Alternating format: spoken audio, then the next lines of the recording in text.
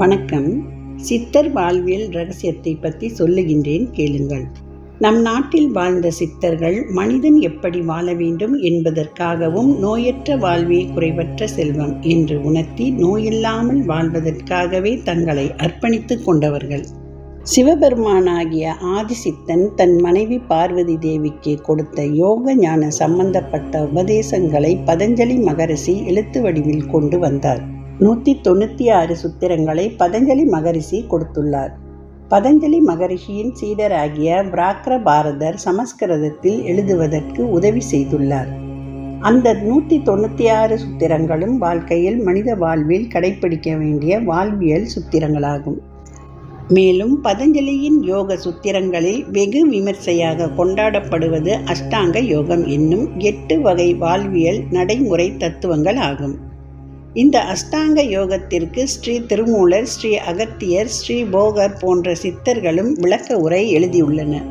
இந்த அஷ்டாங்க யோகம் ஒன்று பகிர்முக யோகம் என்னும் பகிரங்க, அதாவது பிறர் அறிந்து கொள்ளும்படி வெளிப்படையாக செய்யக்கூடிய சுய ஒழுக்கம் ஆகிய உயிர்கொலை செய்யாமை.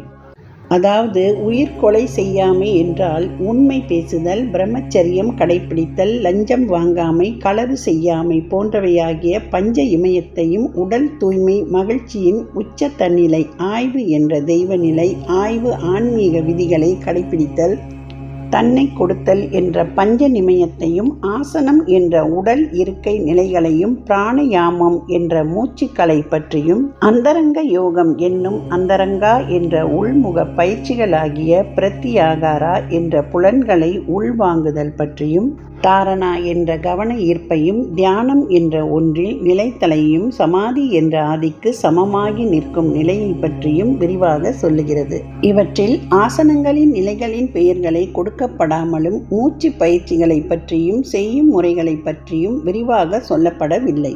பதஞ்சலி மகரிஷியை தொடர்ந்து யோகி சுவாத்மாராம் ஆசனம், பிராணயாமம், தியானம், சமாதி என்ற 4 மூலமாகவே முக்திக்கு செல்ல முடியும் என சொல்லி தன்னுடைய ஹதயோக பிரதிபிகை என்ற யோக பாடத்தை வகுத்தார். இந்த ஹதயோக பிரதிபிகை தான் ஆசனம், பிராணயாமம், கிரியாக்கள், பந்தங்கள் என்று உடல் இருக்கை, மூச்சு பயிற்சிகள், உள்ளுறுப்புகளை சுத்தம் செய்யும் முறைகளை பற்றி சொல்லுகிறது. இந்த யோகி சுவாத்மாராவின் அதயோக பிரதிபிகை என்ற நூல்தான் இன்றைய தினம் காணப்படும். இந்த ஆங்கில வழி உடல் பயிற்சிகளாகிய ஜிம்னாஸ்டிக், ஏரோபிக் மற்றும் கராத்தே, டாய்ச்சி, குங்ஃபு, களரி, வர்மம் என்ற அனைத்து வகையான உள்நாட்டு மற்றும் அயல்நாட்டு உன்னத கலைகளுக்கும் மூலமாகும். யோகம் என்ற சொல் யூச் எனப்படும் ஒரு சமஸ்கிருத சொல்லில் இருந்து வந்தது. யோகம் என்பதற்கு இணைத்தல், ஒட்டுதல், ஐக்கியம் சேருதல் என்று பொருள். இணைத்தல் என்றால் அவரவர்களை அவர் தம் உடலோடும் மனதோடும் ஆன்மாவோடும் இணைத்தலாகும். மேலும் தொழிலோடு இணைத்தல் என்பதாகும். ஜீவனில் இருக்கக்கூடிய அழிவற்ற நித்தியமான ஆன்மாவை, அதாவது ஜீவாத்மாவை அதன் மூலமாகவே பரமாத்மாவோடு இணைக்க வேண்டும். இந்த உடலிலேயே உயிரை பிடித்து வைத்துள்ள ஜீவசக்தியான விந்துநாதம் என்ற உயிர் திரவத்தை அதன் பிறப்பிடமான மூளையோடு சேர்க்க வேண்டும். அனைத்து யோகங்களின் இரகசிய அர்த்தமாக இருப்பது என்னவென்றால், உயிர் திரவமாகிய விந்துநாதத்தை பாதரசமாக்கி அதன் உற்பத்தி தலமான மூளையோடு இணைப்பதுதான். இதன் காரணம் உயிர் திரவத்தின் அளவையும் தன்மையையும் பொறுத்துத்தான் உடலின் எதிர்ப்பு சக்தியான ஆளும் திறமை மற்றும் எல்லா நற்குணங்களும் அமைகின்றன. யோக பயிற்சிகள், மூச்சு பயிற்சிகள் இவற்றின் மூலம் முதுகுத்தண்டு நன்கு வளையும் தன்மை பெறுகிறது. முதுகுத்தண்டின் அடிப்பாகத்தில் தான் கருவாய்க்கு 3.5 சென்டிமீட்டர் கீழேயும் எருவாய்க்கு 3.5 சென்டிமீட்டர் மேலேயும் உடலின் மைய பாகமாக மூலாதாரம் என்ற பால் உணர்வு சுரபி அமைந்துள்ளது. இந்த பாகத்தில் தான் விந்துவும் நாதமும் சேகரிக்கப்படும் பைகள் உள்ளன. இந்த விந்துநாத திரவியத்தை தான் குண்டலினி, மாத்ருகா, குடிலங்கி, சர்ப்பசக்தி, சர்ப்பக்கன்னி என்று சித்தர்களால் பல்வேறு பெயர்கள் வழங்கப்படுகின்றன. இந்த உயிர் திரவம் என்னும் குண்டலினி உடலிலேயே இருக்கும் அளவிற்குத்தான் உடலில் உயிர் நிலைத்து நிற்கும். ஒரு சாதாரண மரணமாக இருந்தாலும் சம்பவ மரணமாக இருந்தாலும் இந்த உயிர் நீராகிய விந்து நாதம் வெளியேறினால்தான் உயிர் உடலில் இருந்து வெளியேறும். அதாவது ஒரு மின்கலத்தில் அமிலம் எப்படி ஆற்றலை சேமித்து வைத்துள்ளதோ அதுபோல மின்கலத்தில் அசிட் மட்டும் குறைந்துவிட்டால் ஆற்றலும் குறைந்துவிடும். அசிட் வற்றிவிட்டால் மின்கலம் தன் முழு பலத்தையும் இழந்துவிடும். இந்த உயிர் நீரான விந்து ஆண்களில் விதை காய்களில் உற்பத்தி செய்யப்படும். பெண்களில் நாதம் என்னும் அண்ட சுரப்பிகளில் உற்பத்தி செய்யப்படுகின்றன. அதன் பிறகு அருகில் இருக்கும் விந்து நாத பைகளுக்கு வந்து சேருகின்றன. மூலாதாரத்தில் தேக்கமுறும் விந்து நாத திரவம் திட திரவ வாயு நிலைகளில் இருக்கிறது. மூலபந்தம் என்ற ஆசன பயிற்சியின் மூலம் இந்த உயிர் நீர் கடையப்பட்டு நீர்ப்புத்தன்மை குறையப்பட்டு கீழ்நோக்கு முகம் தடுக்கப்பட்டு ஊர்த்துவ முகம் மேல் நோக்கு முகம் கொடுக்கப்படுகிறது. சித்தர் ஞானி ரிஷிகளின் உடலில் குண்டலி என்ற ஒரு சக்தியானது 3.5 சுற்று வளைந்து படுத்து தன்னுடைய வாளை தானே கவ்விக்கொண்டு இருக்கும் ஒரு சர்ப்பமாக உருவாகப்படுத்தப்படுகிறது. இந்த குண்டலினி சுருண்டு படுத்து இருப்பதால் முதுகெலும்பின் அடிப்பாகவாய் அடைப்பட்டுள்ளது. யோக பயிற்சிகள் செய்வதன் இரகசியமே இந்த முதுகெலும்பின் அடைப்பட்ட வாயை திறப்பதற்காகத்தான். இந்த வாய் திறக்கப்பட்டால் இந்த குண்டலி சர்ப்பமானது அதன் பிறப்பிடமான மூளையை சென்றடைந்துவிடும். சிறு வயதில் இந்த விந்துநாத உயிர் திரவமானது மூளையில் இயங்குகிறது. சிறு குழந்தைகள் இப்பூ உலகில் ஜனிக்கின்ற போது உச்சந்தலையிலேயே ஒரு வகையான மென்மையான பகுதியும் அதிலே இதய துடிப்பு போன்ற ஒரு துடிப்பும் இருப்பதை பார்க்கலாம். இந்த இடம்தான் மனதின் தலைமை சுரபியான பினியல் சுரபி மற்றும் சகசரத்தலம் துரியம் 1000 இதழ் கொண்ட தாமரையின் இருப்பிடமாகும். மூளையின் கட்டுமானம் முழுமை பெற்ற பிறகு இந்த திரவம் நெற்றிக்கு நீரே இருக்கக்கூடிய நாளமில்லா சுரப்பிகளின் தலைமை சுரபியான பியூட்ரி என்னும் ஆக்னை சக்கரம் என்னும் உச்சந்தி வீடு முத்து முகப்பு ஞானக்கண் என்னும் பேரறிவின் கண்ணுக்கு வருகிறது. பின்பு முதுகெலும்பின் நடுநாளத்தின் வழியாக கீழிறங்கி தொண்டை பகுதியான விசூதி சக்கரத்துக்கு வருகிறது. பிறகு அங்கிருந்து அநாகத சக்கரம் வழியாக வந்து தைமஸ் பகுதியாகிய மார்பு சக்கரத்திற்கு சென்ற பிறகு அங்கிருந்து முதுகெலும்பின் வழியாக அட்ரினஸ் சுரபிக்கு வந்து சேர்ந்து அதன் பிறகு மணிப்பூரக தொப்பில் சக்கரத்துக்கு சென்று பிறகு அங்கிருந்து கிளம்பி கீழ் இறங்கி சுவாதிஸ்தானம் என்ற நீரிசுக்கு சென்று அதன் பிறகு அங்கிருந்து புவியின் ஈர்ப்பு விசையால் கீழ் இறங்கி மூலாதாரம் என்கின்ற பிராஸ்டேட் சுரபிக்கு வருகிறது. இவ்வாறு உடலின் கட்டுமானம் நிறைவு பெற்ற பின் உபரியாக உள்ள உயிர் நீராகிய விந்துநாதம் கருவாய் வழியாக கழிந்து செல்ல எத்தனிக்கும் போது ஒரு பெண்ணுக்கு ஆண் மீதும் ஆணுக்கு பெண் மீதும் மோகம் ஏற்படுகிறது. இதனால் காமம் வசமாகிறது. இந்த பருவத்தில் தான் பெண்கள் பூப்படைவதும் ஆண்களுக்கு குரல் மாற்றம் மற்றும் அரும்பு மீசை முதலிய உடலியல் மாற்றங்களும் நிகழ்கின்றன. இதன் காரணமாகவே குண்டலினி உபதேசமானது ஆண் பெண் இருபாலருக்கும் 14 வயதில் கொடுக்கப்பட்டு உயிர் திரவத்திற்கு ஒரு மேனோக்கு முகம் காட்டப்படுகிறது. இந்த விந்துநாத திரவத்தை பாதரசம் போல கெட்டிப்படுத்தவே யோகாசனம் மற்றும் பிராணயாம பயிற்சிகள் செய்யப்படுகின்றன. இதனால் உடலின் வெப்பநிலைகளை அளக்க பாதரச மணிகள் பயன்படுத்துகின்றன. பாதரசம் சற்று வெப்பம் கூடிய போது தந்திக்கு குழாய்களில் உயரவும் வெப்பம் குறைந்த போது தாழ்ந்து வரவும் செய்கின்றது. பிராணயாமம் என்ற மூச்சு பயிற்சிகளில் கும்பகம் என்னும் காற்றை உள்ளே நிறுத்தும் போது உடல் வெப்பம் அதிகரித்து விந்துவும் நாதமும் மேலேறுகின்றன. அணைக்கட்டுகளில் உண்டாக்கப்படுகின்ற மின்சார டிரான்ஸ்ஃபார்மர்கள் மூலமாக ஆங்காங்கே பிரித்து அனுப்பப்படுவதைப் போல் மூலாதாரம் உற்பத்தி தலம் ஆகவும் சுவாதிஸ்தானம் மணிப்புரகம் அநாகதம் விசூதி ஆக்ஞை சகஸ்ரம் போன்ற ஆதார சக்கரங்கள் டிரான்ஸ்ஃபார்மர்களாகவும் செயல்படுகின்றன. இந்த சக்கரங்கள் மருத்துவ அறிவியலால் நாளமில்லா சுரபிகள் என்று வழங்கப்படுகின்றன. மேலும் இந்த நாளமில்லா சுரபிகள் இருக்கும் இடங்கள் 72,000 நாடி நரம்புகளும் இணைக்கின்ற நரம்புகள் இணைப்பு மையம் என்று வழங்கப்படுகின்றன. சரிகம பதனிசா என்ற சப்தஸ்வரங்களும் சப்த கன்னியர்கள் சப்த மாதர்கள் வழிபடும் வாரத்தின் நாட்கள் 7 இவற்றை அடையாளமாக கொண்டு எழுந்தவைகள்தான். நாம் உண்ட உணவானது ரசம், இரத்தம், தசை, கொழுப்பு, எலும்பு, மஞ்ஞை, விந்துநாதம் என்ற 7 தாதுக்களாக பிரிகிறது. ஒரு துளி விந்துநாதம் உருவாக 65 முதல் 80 துளி இரத்தம் வரை செலவாகிறது என மருத்துவ விஞ்ஞானம் தெரிவிக்கின்றது. விந்துநாத திரவத்தின் அளவையையும் தன்மையையும் பொறுத்துத்தான் நோய் எதிர்ப்பு தன்மை, எதையும் நுணுகி ஆராயக்கூடிய நுண்மான் நுழைவு புலன் அறிவு அமைகிறது. பண்டைய நோய் சிகிச்சை முறைகளில் லௌகீக சிகிச்சை முறை பிரம்மச்சரியம் கடைபிடிப்பதன் மூலம் மட்டுமே நோய் உடலில் இருந்து அகற்றப்பட்டுள்ளது. பஞ்ச புலன்கள் ஞானேந்திரியங்கள் என்ற தெய்வீக இந்திரியங்கள். தோல் தொடு உணர்வு, நாக்கு சுவை உணர்வு, மூக்கு நுகர் உணர்வு, கண்கள் ஒளி உணர்வு, காதுகள் ஒலி உணர்வு. இந்த பஞ்ச மாத்திரைகள் மனித உடலில் உயிர் ஆற்றலானது புலன்களின் வழியாக சென்று மனமாக செலவழிந்து கொண்டே இருக்கிறது. உயிர் ஆற்றலானது புலன்களின் வழியாக சென்று அழுத்தம், சுவை, மனம், ஒளி இவைகளாக மாறுவதைத்தான் பஞ்ச மாத்திரைகள் என்று சொல்லப்படுகிறது. எலக்ட்ரானிக்களின் ஓட்டமே மின்சாரம் ஆகும்.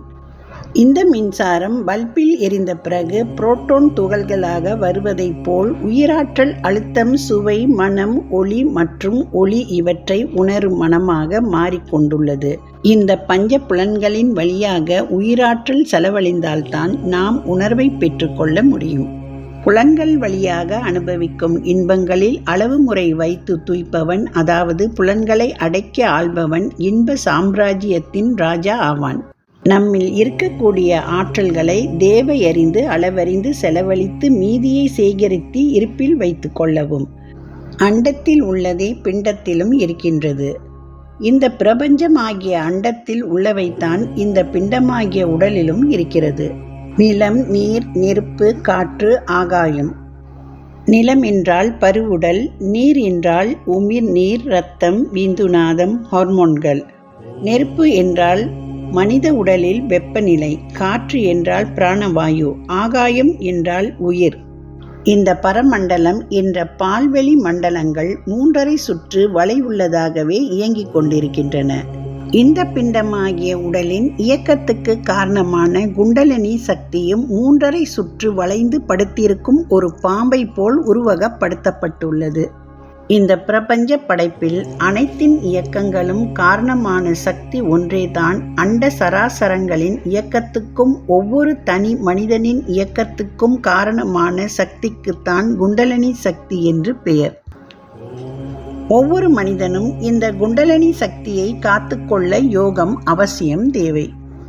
ஏறுதல் பூரகம் 8 வாமத்தால், ஆறுதல் கும்பம் 64 ஊறுதல் 32 ரேசகம், மாறுதல் 1 கண் வஞ்சகமீமாம். திருமந்திரம் இது. பிராணயாமம். பிராணா என்றால் காற்று, யாமம் என்றால் கட்டுப்படுத்துதல். எனவே பிராணயாமம் என்ற சொல் 5 முக்கிய பகுதிகளை கொண்டுள்ளது. அதாவது பூரகம் மூச்சை உள்ளே இழுப்பது, கும்பகம் மூச்சை உள்ளே நிறுத்துவது, இதை அந்தர்கும்பம் என்பார்கள். ரேசகம் மூச்சை வெளியே விடுதல். பாகிய கும்பம் வெளிவிட்ட பிறகும் மூச்சை உள்ளே இழுக்காமல் வெளியே நிறுத்துதல், இதுதான் பாகிய கும்பம்.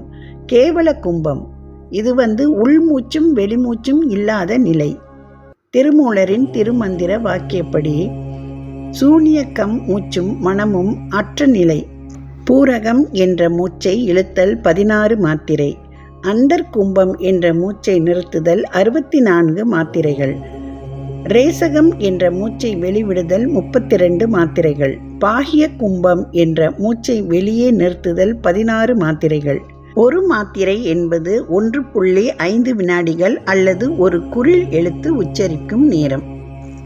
பிராணன் விஞ்ஞானப்படி வெளிமண்டலத்தில் நைட்ரஜன் 75.5%, ஆக்சிஜன் என்ற உயிர்வெளி 21%, கார்பன் டை ஆக்சைடு 4%, மற்ற மந்த வாயுக்கள் எனப்படும் ஹூலியம், நியான், ஆர்கன், கிரிப்டின் போன்ற 46% உள்ளன. நாம் சுவாசிக்க தேவையான ஆக்சிஜன் என்ற உயிர்வெளி சுவாசத்தின் போது உள்சென்ற இரத்த சுத்தகரிப்பு மற்றும் உடல் இயக்கத்துக்கு தேவையான சக்தியை தருகிறது. ஒரு மூச்சின் வேகம் சராசரியாக ஒரு வளர்ச்சி பெற்ற மனிதன் ஒரு நாளைக்கு 21,600 முறை சுவாசம் செய்வதாக, அதாவது ஒரு நிமிடத்திற்கு 15 சுவாசம் என்று கணக்கெடுத்திருக்கின்றார்கள். ஒரு நாளைக்கு 21,600 என்ற கணக்கில் சுவாசம் இருந்தால் சராசரி ஆயுட்காலம் 120 ஆகும். இப்படி ஒவ்வொரு உயிரினத்துக்கும் மூச்சு கணக்கு இருக்கிறது. மேலும் ஒவ்வொரு உயிரினங்களின் ஆயுட்காலம் இந்த மூச்சுடைய எண்ணிக்கையை சார்ந்துதான் இருக்கிறது. குறைவாகவும் மெதுவாகவும் மூச்சுவிடும் ஜீவன்களுக்கு ஆயுள் அதிகம், அதிகமாக வேகமாக மூச்சுவிடும் ஜீவன்களுக்கு ஆயுள் குறைவு. ஏற்று இறைக்கு இரு காலும் பூரிக்கும் காற்றை பிடிக்கும் கணக்கறிவார் இல்லை. காற்றை பிடிக்கும் கணக்கறிவாருக்கு கூற்றை உதைக்கும் குறியதுவாமி. உள் இழுத்து பிடித்து வைத்து கும்பித்து வெளிவிட்டு வெளியில் நிறுத்தும் கணக்கை அறிந்து கொண்டால் மரணம் என்ற யமனையும் எட்டி உதைத்து விடலாம் என்பது பாடலின் கருத்து. மனித நுரையீரல்களை எடுத்து தரையில் பரப்பினால் ஏறத்தாழ 450 சதுர அடிக்கு பரப்பலாம். ஏறக்குறைய அதன் மீது 500 நபர்கள் ஏறி நின்று கொள்ளலாம். இந்த நுரையீரல்கள் சாதாரண சுவாசத்தின் போது முழுமையாக பயன்படுத்தப்படுவதில்லை. நுரையீரல்களில் ஆல்வியோலார் முடிச்சுகள் திராட்சை கொத்துகளைப் போல் பல்வேறு எண்ணிக்கையில் மேல் பாகத்தில் இருந்து கீழ்ப்பாகம் வரை பரவியுள்ளன. சாதாரண சுவாசத்தில் இந்த கொத்துகளுக்கு முழுமையாக காற்று செல்வதில்லை. அதனால் பெரும்பாலான நுரையீரல் பகுதிகள் பயன்படுத்தப்படாமலேயே இருக்கின்றன. தொடர்ந்து பயன்படாமல் இருப்பதால் இப்பகுதிகளில் ஆஸ்மா என்ற நோயும் மற்றும் நுரையீரல் சுவாச சம்பந்தப்பட்ட நோய்களும் உருவாகப்படுகின்றன. இந்த சுவாச சம்பந்தப்பட்ட நோய்களே உடலின் மற்ற எல்லா நோய்களுக்கும் காரணமாக அமைகின்றன. நுரையீரல்களுக்குள் வாங்கப்பட்ட உயிர் வெளியாகிய ஆக்சிஜன் வாயு பரிமாற்றம் என்ற நிகழ்ச்சியின் மூலம் இரத்தத்தை சுத்தம் செய்து சுத்தப்படுத்தப்பட்ட இரத்தத்தை இதயத்திற்கு எடுத்துச் சென்று அங்கிருந்து பம்ப் செய்யப்பட்டு உடலின் எல்லா பாகங்களுக்கும் எடுத்து செல்லப்படுகின்றன. உடல் முழுவதும் பிராணயாமம் செய்து அசுத்தமடைந்த இரத்தம் நரம்புகளின் மூலம் மீண்டும் நுரையீரல்களுக்கு வருகின்றன. வெளி சுவாசம் மூலம் கரியமில வாயுவாக ஒரு பகுதி வெளியேற்றப்படுகின்றது. இவ்வியக்கம் தாயின் கருவறையில் இருந்து வெளிப்பட்ட நாளில் இருந்து இறக்கும் வரை நடைபெறுகின்றன. யோகிகள் மூச்சின் இயக்கத்தை கட்டுப்படுத்துவதன் மூலம் இதயத்தின் இயக்கத்தையும், இதயத்தின் இயக்கத்தை கட்டுப்படுத்துவதன் மூலம் உடல் இயக்கத்தையும், உடல் இயக்கத்தை கட்டுப்படுத்துவதன் மூலம் மன இயக்கத்தையும் கட்டுப்படுத்தலாம் என்பதை கண்டனர். மனிதனுக்கு அப்பாற்பட்ட செயல்களான அந்தரத்தில் பறப்பது, நீர்மேல் நடத்தல் அதாவது ஜலஸ்தம்பனம், பிறர் மனதை படிப்பது, மெஸ்மரிசம், இப்னாடிசம், தொலைவில் உணருதல், ஆற்றுப்படுத்துதல், வசியம் ஆகியவை அனிமா சித்திகள் என சொல்லப்படும். அனிமா என்பது உடலை அணுவை போல் சுருக்கி கொள்ளுதல். அதுபோல மகிமா என்பது அண்டத்தை போல் விரித்து கொள்ளுதல். லகிமா என்பது கனமான பொருளை லேசாக்குதல். கரிமா என்பது லேசான பொருளை கனமாக்குதல். பிராப்திமா என்பது தங்கு தடையின்றி எங்கும் சஞ்சரித்தல் மற்றும் ஒரே நேரத்தில் பல இடங்களில் தோன்றுதல். வசித்துவம் என்பது அனைத்து உயிர்களையும் தன் வசப்படுத்துதல். இசத்துவம் என்பது முழுமையாக ஈசனுடைய அனுக்கிரகம் பெற்றுவிடுதல். பிரகாமியம் என்பது கூடுவிட்டு கூடு பாயுதல். இந்த அனிமா, மகிமா, லகிமா, கரிமா, பிராப்திமா, வசித்துவம், இசத்துவம், பிரகாமியம் என்னும் வித்தைகளை புரிந்தவர்கள் மற்றும் புரிந்து கொண்டு இருப்பவர்கள் போன்ற யாவரும் பிராணயாமத்தினாலேயே அத்தகு வித்தைகளை புரிய முடிகிறது. இதுபோல வித்தைகளை புரிபவர்கள் இப்பொழுதும் வாழ்ந்து கொண்டிருக்கின்றார்கள். ஆசனம், உடற்பயிற்சிகள் இவைகளை பழக்கப்படுத்தாவிட்டாலும் ஒவ்வொரு யோகியும் ஒரு வகை மூச்சு பயிற்சியை கண்டிப்பாக தினமும் அனுசரிக்கின்றன. வேதாந்த யோகிகள், அத யோகிகள், லய யோகிகள், இளம்பிகா யோகிகள், வஜ்ரொலி யோகிகள், கேசரி யோகிகள், முத்ரா யோகிகள், சம்பூர்ண யோகிகள், பிராணக்கிரியா யோகிகள், அந்தரங்கம் மற்றும் பரியங்க யோகிகள், அஷ்டாங்க யோகிகள், பக்தி யோகிகள், கர்மக்கிரியா யோகிகள், ஞான யோகிகள், ராஜ யோகிகள் என்று அனைத்து தரப்பு யோகிகளும் பிராணயாமம் என்ற இந்த அற்புத பயிற்சியினாலேயே வீடு பேறு பெற்றுள்ளன. அன்னமய கோஷம், மனோமய கோஷம், பிராணமய கோஷம், விஞ்ஞானமய கோஷம், ஆனந்தமய கோஷம் என்கின்ற ஐவக கோஷ முக்தியும் பிராணயாமத்தினால் சித்தியாகின்றன. பழங்கால கல்வி முறை குருகுல கல்வி முறை, ஆசிரம கல்வி முறை என்று பிரிக்கப்பட்டு இருந்தது. குருகுல கல்வி முறையிலும் ஆசிரம கல்வி முறையிலும் 6 வயது முதல் 18 வயது வரை என 12 ஆண்டுகள் தேர்ந்தெடுத்து கல்வி புகட்டப்பட்டது. குருகுல கல்வியில் அரசவையின் குருகுல அரச குடும்பத்து குழந்தைகளுக்கு கல்வி புகட்டுவார். அதற்காக அரச குடும்பத்து பிள்ளைகள் குலகுருவின் குருகுலத்தில் உள்ளுர பயின்றுவித்தல் மூலம் குலகுருவுக்கு அவர் தம் பத்தினியாருக்கும் சேவைகள் செய்து கொண்டும் அவரவர்களுக்கு விருப்பமான பாடங்களை பயில்வார்கள். அதில் அனைவரும் போதுமான பாடமாக கவன ஈர்ப்பு என்ற மனதை ஒருமுகப்படுத்தும் குண்டலினி சக்தி எழுச்சிக்காக சில மூச்சு பயிற்சிகளை கற்றுக் கொடுக்கப்பட்டன. இவர்கள் கவனத்தில் நிலைத்தன்மை உட்சென்று வெளிவரும் சுவாசத்தை பொறுத்து அமைகிறது. மனம் அடங்கி ஒன்றில் நிலைப்பதற்கு மூச்சு பயிற்சி மிக்க அவசியம். மூச்சு அடங்க மனம் அடங்கும், மனம் அடங்க பிரபஞ்சமே அடங்கும். வலது நாசியில் வெளிச்செல்லும் மூச்சு காற்று அளவு 8 அங்குலம், இடது நாசியில் வெளிச்செல்லும் மூச்சு காற்று அளவு 12 அங்குலமும் வெளியேறுவதால் சந்திரக்கலை என்ற இடது நாசி சுவாசத்தில் 4 அங்குலம் மூச்சு வீணாகிறது. மேலும் மனிதர்கள் சாப்பிடும்போது 4 அங்குலம் மூச்சும், நடக்கும்போது 24 அங்குலம் மூச்சும், ஓடும்போது 42 அங்குலம் மூச்சும், பால் உறவின் போது 50 முதல் 60 அங்குலம் மூச்சும் வீணாகிறது. சித்தர் முறையிலான சிவயோக ராஜசமாதி முறையிலான மூச்சு பயிற்சிகளினால் மூச்சு இழப்பு குறைக்கப்பட்டு அங்குலமாக குறைக்கப்பட்டு வருகிறது. இது சித்தர்களுக்கு அடிகொள்கிறது. சித்தர் முறையிலான அதாவது ஸ்ரீ பாம்பாட்டி சித்தரின் கிரந்த சாஸ்திரம் மற்றும் நிஜானந்த போதம் என்ற சித்தர் பாடல்களில் குறிக்கப்பட்டிருக்கும் சித்தர் முறை சிவராஜ யோக பிராணயாமம் பயிற்சியினால் மூச்சு இழப்பு குறைக்கப்பட்டால் சித்திகள் கைகூடும்.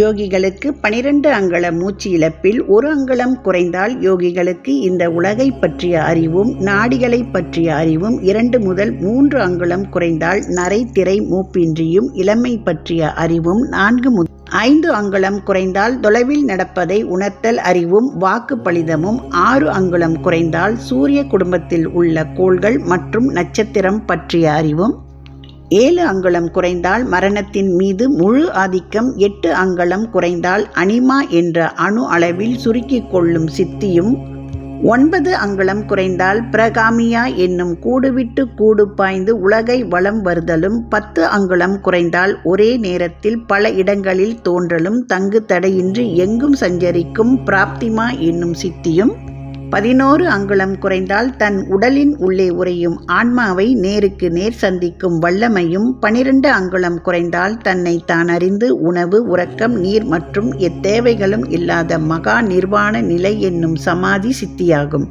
இந்நிலையே மனிதன் கடவுளான நிலை என்று சொல்லப்பட்டது.